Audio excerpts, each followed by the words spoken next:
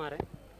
पिछले कुछ दिनों से जो माहौल बना है पंजाब वर्सेस हिमाचल का, मैं उसके बारे में पंजाब वासियों को आपके थ्रू कुछ मैसेज देना चाहता हूँ कि आप एक आंकड़ा देखिए। अगर आपके 4 लोगों के साथ या 5 लोगों के साथ यहाँ पे किसी भी तरह की कोई मिसबिहेव हुआ है तो ज़रूरी नहीं है कि उसमें 100% गलती हिमाचल वालों की है। पिछले 13 दिनों में 5 लाख गाड़ियाँ जो है हिमाचल में प्रवेश की गई है, बाहर की, पंजाब, दिल्ली, हरियाणा, राजस्थान, सारी गाड़ियाँ। तो अगर आप तकरीबन पर्यटकों की संख्या को काउंट करोगे तो कम से कम 20 से 25 लाख पर्यटन जो है वो आया है हिमाचल के अंदर। अब 25 लाख लोगों में से क्यों 4 लोगों के साथ ही बदतमीजी होती है? उन 25 के 25 के साथ क्यों नहीं होती है? जो पंजाब के लोग ये बात करते हैं कि हिमाचल में हम जाते हैं, हमारे साथ ऐसा ही होता है, वैसा ही होता है, हमारे बंदों को मार दिया, तो कम से कम आप एक तरफा पहलू ना देखें। आप ये भी देखें कि 25 से 30 लाख पर्यटकों के बीच में सिर्फ 4 या 5 लोगों के साथ अगर कुछ हुआ है तो वो किस वजह से हुआ है? गलती दोनों तरफ से रही होगी तभी कुछ हुआ है। ऐसा तो नहीं है कि कोई पर्यटक कहीं खड़ा और जाके सीधा उसके ऊपर हमला कर दिया वहाँ के लोकलों ने। तो इस चीज़ को एक तरफा ना ले कि हिमाचल के लोग ऐसे, और हिमाचल की छवि इस चीज़ में ख़राब मत करें। हिमाचल देवभूमि है। हमारी यहाँ पे भाषा जो है वो आप, जी, भाई जी ये करके शुरू होती है, ना कि तू तड़ाक से शुरू होती है। अच्छा, सबसे पहला मुद्दा हुआ हडिम्बा टेम्पल के पास मनाली में। वहाँ पे एक लोकल बाइक वाला था, उसको पास को लेके जो है वो टैक्सी, वहाँ पंजाब टैक्सी वाले के साथ जो है वो लड़ाई झगड़ा हो गया।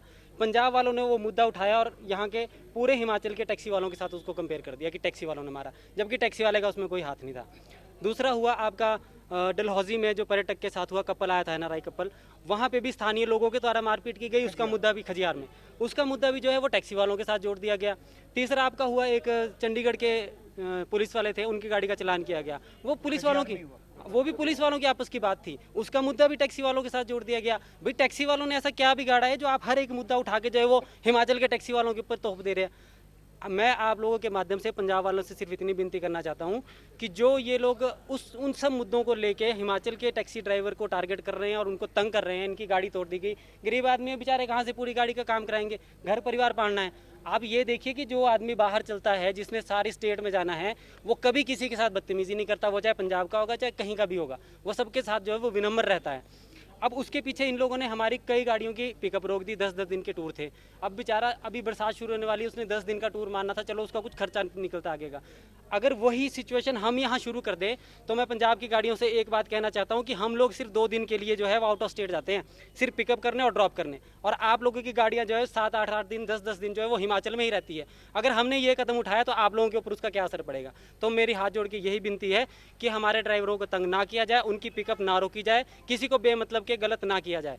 और अगर कोई हमारा ड्राइवर वहां पे जाके गलत करता है तो ठीक है, वो उस चीज़ का भुगतान करेगा, ठीक है, लीगल कार्रवाई करे उस चीज़ की। हम उस चीज़ के वो नहीं है कि हम उसका साथ देंगे कि ठीक है भाई इसके साथ वो चीज़ करो, लेकिन हमारे ड्राइवरों को तंग ना किया जाए।